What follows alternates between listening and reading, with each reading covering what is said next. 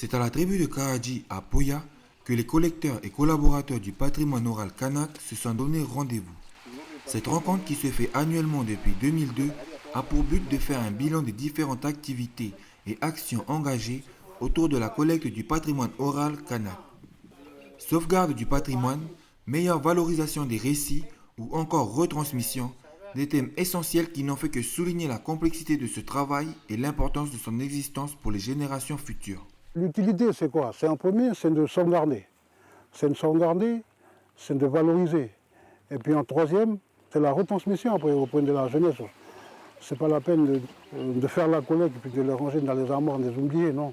On fait la collecte pour, non, premièrement, sauvegarder ce qui peut l'être. Et une fois qu'on a sauvegardé, on peut faire après la retransmission. En effet, la retransmission reste un des axes primordiaux pour la valorisation de ces acquis. Des acquis importants, puisque le département comptabilise plus de 1050 textes rien que pour la région Adjuaro, des chiffres qui, malgré des soucis financiers, sont révélateurs d'une motivation qui défie toute épreuve. Je pense que la collecte, là encore, malgré les problèmes budgétaires qu'on a, mais moi j'ai toujours dit que nous, le peuple kanak, il a toujours amené des réponses aux questions qui se posaient, quoi, voilà. Reste maintenant à établir une meilleure coordination entre les différents départements qui œuvrent pour la sauvegarde du patrimoine matériel et immatériel kanak afin que ces trésors si peu connus retrouvent une nouvelle vie et qu'ils soient profitables au plus grand nombre.